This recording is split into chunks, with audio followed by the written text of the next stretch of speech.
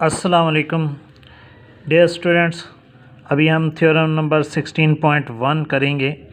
इस थ्योरम में बताया गया है parallelograms on the same base and between the same parallel lines और in the same altitude of the same altitude are equal in area. कि अगर हमारे पास पैरेललोग्राम्स हों, दो पैरेललोग्राम हों या ज़्यादा पैरेललोग्राम्स हों और उनका बेस सेम हो और उनकी जो एल्टीट्यूड है, या उसके लिए उन्होंने एक और वर्ड यूज़ किया है between the same parallel lines, कि वो अगर सेम पैरेलल लाइंस में हैं तो उनका एरिया जो होता है वो इक्वल होता है। अगर आप यहाँ मैं आपको एक्सप्लेन करता हूँ इस थ्योरम की स्टेटमेंट को, कि सपोज़ हमारे पास दो पैरेललोग्राम हैं। एक पैरेललोग्राम हमारे पास ये है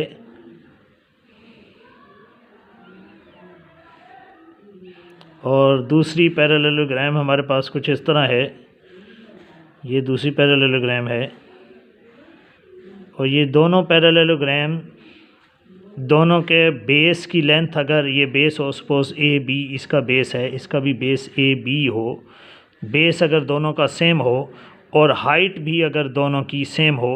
हाइट सेम होने का मतलब है कि आप देख रहे हैं यहाँ फिगर मैंने जो ड्रा किया है, इस लाइन से बेस है 1 2 3, चौथी लाइन पर दूसरी पैरेलल साइड है इसकी, तो ये जो दरमियान में हाइट बनती है परपेंडिकुलर, अगर हम यहाँ से ड्रा करें तो ये एल्टीट्यूड होगा। इसको हम एल्टीट्यूड या हाइट कहेंगे कि ये एल्टीट्यूड इसका, और इसी तरह सेम अगर हम इसका एल्टीट्यूड ड्रा करें तो ये दोनों एल्टीट्यूड सेम हैं, क्योंकि 1 2 3 चौथी लाइन पर इसका भी वही पैरेलल लाइन अपोजिट साइड आ रही है। तो इनको कहा जाता है between the same parallel lines, यानी इनकी जो बेस सेम है, ए बी बेस है, और जो उनकी अपोजिट साइड जो पैरेलल दूसरी साइड है, वो अपोजिट साइड जो इसकी पैरेललोग्राम में अपोजिट साइड पैरेलल होती हैं, तो दूसरी जो पैरेलल साइड है वो between the same parallel line है, यानी एक ही पैरेलल लाइन के ऊपर मौजूद हैं दोनों। तो ऐसे में इनका एरिया जो होगा वो सेम होगा, इक्वल एरिया होगा। इसको हमने प्रूफ करके देना है। तो सबसे पहले हम यहाँ दो पैरेललोग्राम बनाएंगे। एक हमारे पास पैरेललोग्राम है ए बी सी डी, ये पैरेललोग्राम है। दूसरी पैरेललोग्राम है ए बी ई एफ, ये एक पैरेललोग्राम है हमारे पास। ये दोनों एक दूसरे के ऊपर रखी गई हैं दोनों पैरेललोग्राम। जब एक दूसरे के ऊपर रखी जाएंगी तो इनका कुछ पार्ट बिल्कुल सेम हो जाएगा, यानी एक दूसरे के ऊपर ओवरलैप करेगा, और उस ओवरलैप करते हुए पार्ट को हमने क्या कर दिया है, शेड कर दिया है, ताकि पता चले कि ये इन दोनों पैरेललोग्राम्स का कॉमन पार्ट है। तो हमें गिवन में ये लिखना है two parallelogram A B C D. एक हमारे पास A B C D parallelogram है, मैंने जैसे आपको इशारा किया है ए बी सी और ये डी, ये पैरेललोग्राम है। ये सिंगल लाइन इसलिए लगाई हैं ताकि बी सी और ए डी का पता चले कि ये अपोजिट साइड्स हैं।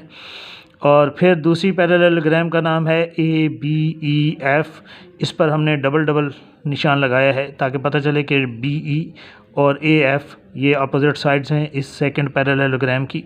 हैव द सेम बेस, दोनों का बेस सेम है जिसका नाम ए बी है। And between the same parallel line, यानी ए, अगर हम इसको कहें कि ए बी एक तरफ पैरेलल है, दूसरी तरफ डी ई या एफ डी ई सी, ये पूरी लाइन जो बन रही है ये दोनों सेम पैरेलल लाइन के बिटवीन हैं। दोनों पैरेलल लाइंस, एक साइड इनकी ए बी बनती है दोनों पैरेललोग्राम की, और दूसरी जो साइड है वो दूसरी लाइन भी बिल्कुल एक दूसरे के एक सीध में है। मैं आपको एक और बात भी यहाँ एक्सप्लेन करता हूँ कि सपोज़ अगर हम कहें कि ये दो पैरेललोग्राम हैं जिनका बेस सेम है, सपोज़ ये बेस है, दूसरी पैरेललोग्राम भी इसी तरह की है, उसका बेस भी यहीं मौजूद है इसी लाइन के ऊपर, लेकिन उसकी जो दूसरी साइड है अपोजिट साइड वो सेम पैरेलल पर मौजूद नहीं है, यानी एक लाइन पीछे है। आप देख रहे हैं 1 2 3 तीन लाइनों के बाद उसकी सेकंड पैरेलल साइड आती है, जबकि यहाँ 1 और 2 दूसरी लाइन पर इसकी पैरेलल। तो ये इनका बेस तो सेम है लेकिन इनकी बिटवीन सेम पैरेलल नहीं है, क्योंकि बिटवीन सेम पैरेलल का मतलब ये होता है कि इनकी हाइट भी दोनों की बराबर होनी चाहिए। इसीलिए ब्रैकेट में, इस थ्योरम के ब्रैकेट में यहाँ बताया गया था are of the same altitude, तो सेम एल्टीट्यूड में होना ज़रूरी है इनको। और फिर उसने कहा है कि सेम पैरेलल लाइन, एक लाइन ए बी है, दोनों की सेम पैरेलल लाइन, और दूसरी की जो सेम पैरेलल लाइन है वो डी ई है, या आप इसको एफ डी ई सी भी कह सकते हैं। पूरी ये एक ही लाइन है, एफ सी भी कहा जा सकता है, यहाँ डी ई के बजाय आप एफ सी भी लिख सकते हैं, लेकिन बेहतर है आप इसको थ्योरम के मुताबिक जो यहाँ लिखा गया है उसको फॉलो करें। अब हमें प्रूव ये करना है कि इस एरिया जो है ए बी सी डी, ये जो फर्स्ट पैरेललोग्राम है और जो सेकंड पैरेललोग्राम है ए बी ई एफ, इन दोनों का एरिया इक्वल है, ये हमें टू प्रूव करके दिखाना है। इस थ्योरम के अंदर हमें कंस्ट्रक्शन करने की ज़रूरत नहीं है। सबसे पहले आपने एक बात का ख्याल रखना है कि ये जो ए बी सी डी है हमारे पास पैरेललोग्राम, इसमें एक पार्ट शेडेड है और दूसरा एक ट्रायंगुलर पार्ट है जो अनशेडेड है। शेडेड पार्ट को क्वाड्रिलेटरल इसलिए कहेंगे हम क्योंकि ये एक 4 कॉर्नर वाली शेप बन रही है, ए बी ई डी, ये क्वाड्रिलेटरल है, प्लस इसके साथ ये छोटी ट्रायंगल जो बन रही है बी सी ई, ये ट्रायंगल है।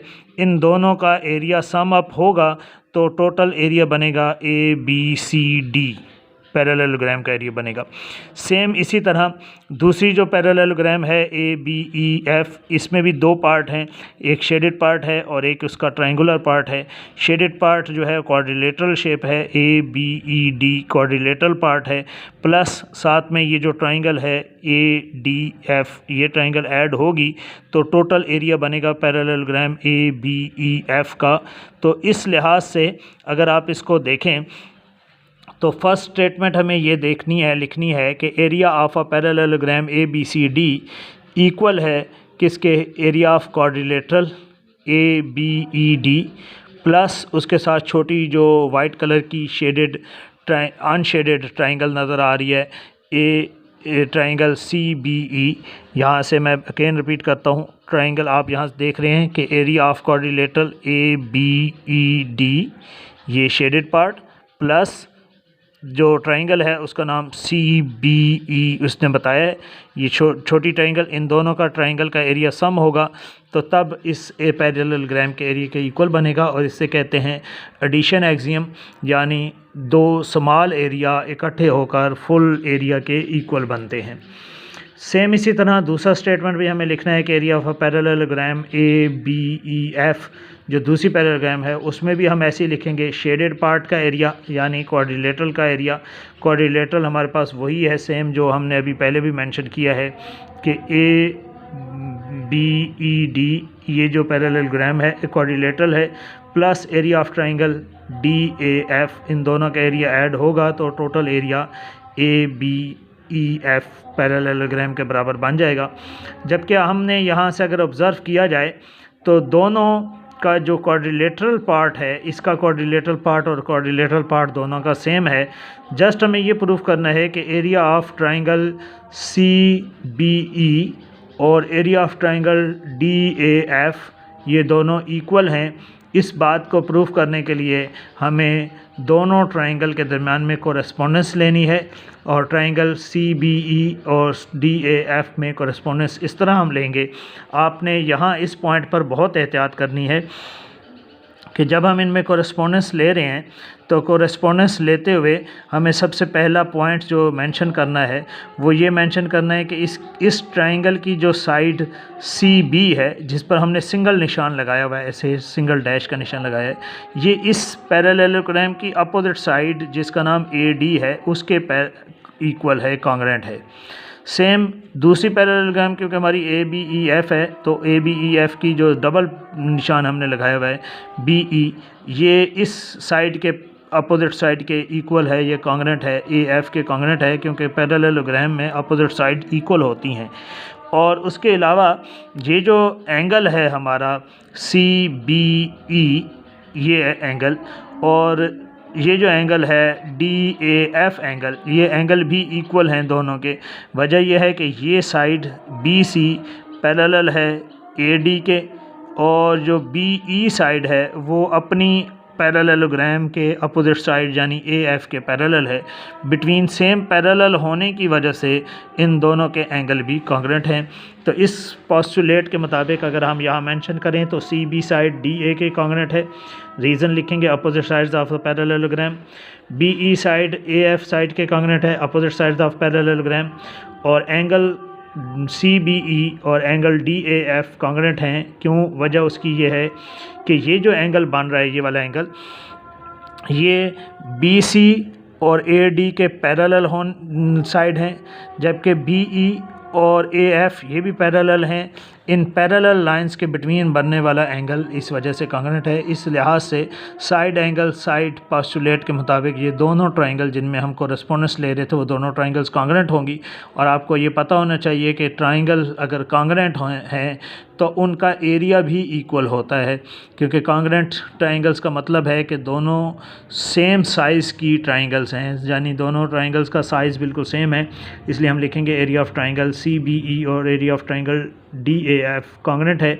और अब हमारा ये पार्ट तो पहले ही हम कह चुके थे कि क्वाड्रिलेटरल का एरिया और क्वाड्रिलेटरल का एरिया कॉमन एरिया था।